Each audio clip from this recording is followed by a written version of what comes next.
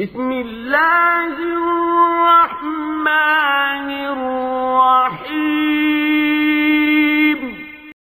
ওয়ালাইকুম আসসালাম রহমতুল্লাহ বারাকাতুহু। সুমন নামের একদিনই ভাই প্রশ্ন করেছেন যে আমার যদি ব্যাংক ডিপোজিট থাকে এবং সম্পদ থাকে, অনুরূপ নিজ স্ত্রীর স্বর্ণ ৮০-৮৪ গ্রাম থাকে, তো এর জাকাত কিভাবে দেওয়া হবে? বা এরকম যদি হয়, আর একটা প্রশ্ন করেছেন যে শুধু ব্যাংক ডিপোজিট রয়েছে এবং স্ত্রীর গয়না, তো কিভাবে জাকাত দিতে হবে? তো প্রশ্ন দুটোই কাছাকাছি। আমরা বলবো যে জাকাতের বিষয়ে আমাদের খেয়াল রাখতে হবে যে প্রত্যেকে যার যার সম্পদের ব্যাপারে চিন্তা করবে। সুতরাং এই ভাইকে বলবো, এই সুমন ভাইকে বলবো যে আপনার যেটা ব্যাংক ডিপোজিট, এটাতে যদি জাকাতের পরিমাণ এসে থাকে, অনুরূপভাবে সম্পদ বলতে আপনি কি বুঝেছেন জানি না, যদি সম্পদ বলতে আপনি এই স্বর্ণকে বুঝান, তাহলে স্বর্ণের একটা নেশাব রয়েছে। স্বর্ণ ৮৫ গ্রাম হলে জাকাত লাগে। অনুরূপভাবে ৫৯৫ গ্রাম রূপা থাকলে জাকাত দেওয়া লাগে শতকরা ৮ টাকা হারে বছর পূর্তিতে। তাও আবার চন্দ্র মাসের বছর হতে হবে। তো আপনার ওই ব্যাংক ডিপোজিট এবং স্বর্ণ মিলিয়ে যদি স্বর্ণের নেশাবে পৌঁছে যায়, মানে সব মিলে যদি ৮৫ গ্রাম স্বর্ণ পরিমাণ হয়ে আসে বা ৭.৫ ভরি পরিমাণ হয়ে আসে, তাহলে আপনাকে জাকাত দেওয়া লাগবে ১ বছর পর, যদি টাকাগুলি স্টক থাকে আপনার নিকটে। মানে কিছু টাকা স্টক রাখা রয়েছে বা আপনার সম্পদ হিসাবে রয়েছে,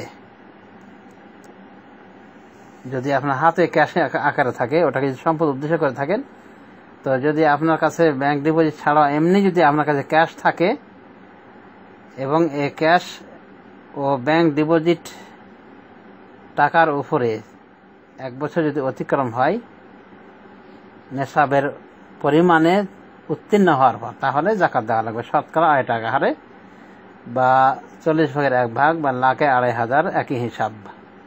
আর আপনি বলেছেন যে ব্যাংক ডিপোজিট, সম্পদ, অনুরূপভাবে নিজ স্ত্রীর স্বর্ণ ৮০-৮৪ গ্রাম, এগুলোকে সব মিলিয়ে জাকাত দিতে হবে। জি না ভাই, যদি আপনি আপনার স্ত্রীকে ওটা মহারণা হিসেবে দিয়ে থাকেন, তাহলে এটা সে নিজেই মালিক।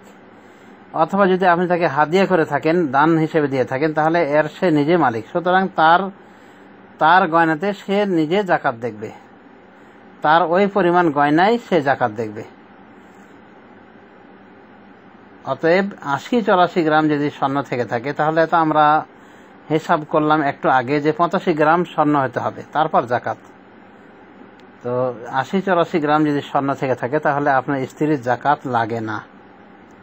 আর কিছু ওলামায়ে দ্বীন তো বলছেন, বরং এই উম্মতের অধিকাংশ ওলামায়ে দ্বীনই বলছেন যে স্বর্ণের জাকাতই লাগে না। মানে গয়না আকারে যে স্বর্ণ রয়েছে, যেগুলো ব্যবহারিক স্বর্ণ গয়না হিসেবে, এগুলোর জাকাত নাই, অধিকাংশ ওলামায়ে দ্বীন বলেছেন, যাদের ভিতরে অধিকাংশ সাহাবায়ে কেরাম রয়েছেন এবং এই ৪ ইমামের ৩ ইমামই রয়েছেন। এরপরও জাকাত দিয়ে দেওয়াটা নিরাপদ। তবে একটা পরিমাণ রয়েছে, আপনি তো জানেনই যে ৮৫ গ্রাম স্বর্ণে উত্তীর্ণ হতে হবে। ওই স্বর্ণের গয়নাকে ৮৫ গ্রাম স্বর্ণে উত্তীর্ণ হতে হবে, তাহলে জাকাত। আর যদি ৮৫ গ্রামের কমে থাকে, তাহলে জাকাত লাগবে না। আর জাকাত আপনার স্ত্রী দেবে, আপনি তার পক্ষ থেকে আদায় করলেন, সেটা আলাদা কথা। কিন্তু আপনাকে এভাবে আপনার সম্পদের সাথে মিলানো যাবে না, কারণ এটা যদি মোহরের টাকা হয়, তাহলে সেটা তার নিছক হক। অনুরূপভাবে যদি তাকে হাদিয়া করে দেন, তাহলে সেটা তার নিছক আপন হক হয়ে যায়। অতএব সে তার হকের ক্ষেত্রে বিবেচনা করবে। যদি জাকাতের পরিমাণ হয়, জাকাত দেওয়া লাগবে, নতুবা লাগবে না। আপনি আর একটা প্রশ্ন করেছেন যে শুধু ব্যাংক ডিপোজিট রয়েছে এবং স্ত্রীর গয়না, আবারও স্ত্রীর প্রসঙ্গ টেনে এনেছেন। তো দুটো মিলিয়ে জাকাত দেওয়া লাগবে কিনা? জি না, জাকাত দেওয়া লাগবে না দুটো মিলিয়ে, বরং আপনার স্ত্রীর গয়নায় আপনার স্ত্রী বিবেচনা করবে। যদি জাকাতের পরিমাণ হয়ে থাকে, তাহলে জাকাত দিতে হবে। আর সে স্বর্ণ অনুযায়ী তার নিকট যে যতটুকু গয়না রয়েছে, অর্থাৎ ৮৫ গ্রামে যদি উন্নীত হয়, তাহলে দেওয়া লাগবে না, অথবা লাগবে না। আর আপনার শুধু যদি ডিপোজিট থাকে, তাহলে এই ডিপোজিটকৃত টাকার ভিতরে আপনাকে জাকাত লাগবে, যদি সেটা জাকাতের মালে, জাকাতের নেশাবে উত্তীর্ণ হয়।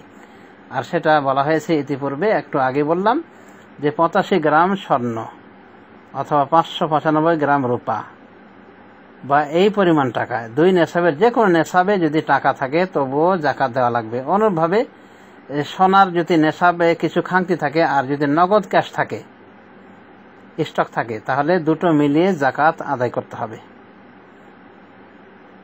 শতকরা 2.5 টাকা হারে। অনুরূপভাবে রূপার নেশাব মানে 595 পূর্তিতে কিছু বাকি রয়েছে, তাহলে যদি নগদ অর্থ থেকে থাকে এবং সেটাও যদি স্টক থাকে 1 বছর, তাহলে দুটো মিলিয়ে জাকাত দিতে হবে। তবে স্বর্ণের খাংতি রূপা দিয়ে পুরানো যাবে না, রূপার খাংতি স্বর্ণ দিয়ে পুরানো যাবে না। কিন্তু রূপা স্বর্ণের যে কোনো একটা খাংতি টাকা দিয়ে পরিপূর্ণ করে জাকাত আদায় করা লাগবে। এটা কেন বলা হলো? এজন্য যে আল্লাহ নবী সাল্লাল্লাহু আলাইহি ওয়াসাল্লামের জামানায়, সাহাবায়ে কেরামের জামানায় স্বর্ণ মুদ্রা, রৌপ্য মুদ্রা ছিল, এগুলি পরবর্তী রহিত হয়ে যায়, এগুলো বাদ হয়ে ওই টাকা পয়সা, ওই কাগজের টাকা বের হয়। সুতরাং এই কাগজের টাকাটা যে আমাদের হাতে রয়েছে, এটা সোনাও হতে পারে, রূপা হতে পারে। অতএব সোনার খাংতি, রূপার খাংতি নেশাব পূর্তিতে যদি বাকি থাকে, তাহলে নগদ ক্যাশ যদি থাকে 1 বছর স্বর্ণের সাথে, এই অসম্পূর্ণ স্বর্ণের সাথে, তাহলে জাকাত দেওয়া লাগবে। একই অবস্থা রূপার ক্ষেত্রে, যে রূপার খাংতি, রূপার যদি নেশাব পরিপূর্ণ না হয় তাহলে সাধারণত জাকাত লাগে না। কিন্তু যদি ক্যাশ টাকা থাকে তাহলে, এবং নেশাবে উত্তীর্ণ হয়ে যাবে ক্যাশ টাকা যোগ করলে এই রূপা, তাহলে এই রূপাতে জাকাত দেওয়া লাগবে শতকরা 2.5 টাকা হারে, বা 40 ভাগের 1 ভাগ, বা লাখে 2,500 টাকা করে। তো আশা করি বুঝতে পেরেছেন। তো সাধারণত স্বর্ণের নেশাবে বলা যায় যে আজকাল প্রায় 2,500 থেকে 3,000 টাকা, 2.5 লাখ থেকে 3 লাখ টাকা পড়ে স্বর্ণের নেশাবে। আর রূপার নেশাবে এত লাগে না, বরং 85,000 টাকা বা 90,000 টাকাতে জাকাত ফরজ হয়ে যায়। আর আমাদের উপস্থিত যে অর্থগুলি রয়েছে, টাকাগুলি রয়েছে, এই টাকাগুলির জাকাত আমরা রূপা দিয়েও দিতে পারি, স্বর্ণ দিয়েও দিতে পারি। আর রূপা দিয়ে দেওয়াটা সব থেকে ভালো, কারণ এর মাধ্যমে ফকির মিসকিনদের প্রতি অতি দ্রুত সহানুভূতির হাত প্রসারিত করা হয়। আর মূলত জাকাতটা ফকির মিসকিন এভাবে অসহায়দের প্রতি সহানুভূতি দেখানোর জন্যই ফরজ করা হয়েছে।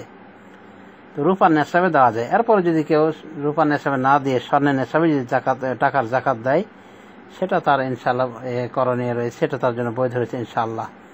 আর সম্পদের জাকাত, এটাকে বলা হয় ওসর।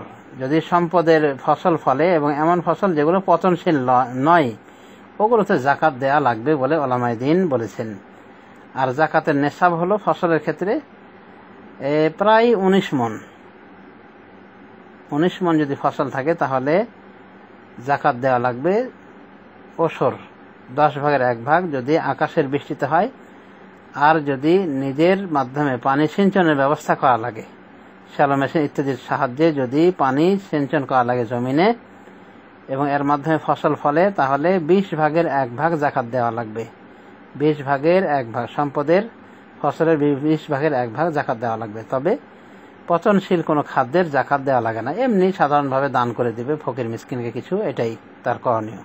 কিন্তু নির্ধারিত জাকাত অতএব ফরজ হয় না, আর ওসর নাই।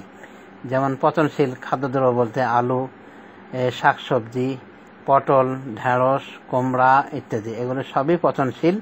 যদি এগুলির কিছুকে বর্তমান আধুনিক যুগে কোল্ড স্টোরের মাধ্যমে এগুলোকে দীর্ঘদিন হেফাজত করা যায়, এরপরও ইসলাম কোল্ড স্টোরের উপরে নির্ভর করে কোনো ফতোয়া দেয় না, শরীয়ত প্রবর্তন করে না। অতএব আলু, সবজি থেকে যাবে, পচনশীল খাদ্যের মধ্যেই গণ্য থাকবে, অতএব তাতে জাকাত নেই। রাসূলুল্লাহ সাল্লাল্লাহু আলাইহি ওয়াসাল্লাম থেকে একখানা হাদিস এসেছে, আল্লামা নাসির আলবানী রাহমাতুল্লাহ আলাইহি হাদিসটিকে বিশুদ্ধ বলেছেন। সেটি হলো লাইসা ফিল খাদরাওয়াতি যাকাতুন, শাকসবজিতে কোনো জাকাত নেই।